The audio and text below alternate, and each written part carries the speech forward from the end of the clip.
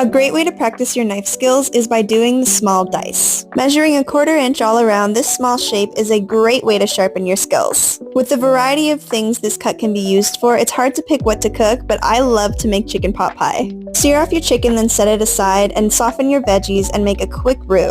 Add some heavy cream and then let that simmer. Add the chicken back in, then add sage, salt and pepper, garlic powder, and parsley. Finally, you can transfer this into the pie crust and then bake. Deliciously creamy and with a flaky crust, this chicken pot pie is the perfect way to utilize that small dice. I'd love to know how you use the small dice in your dishes.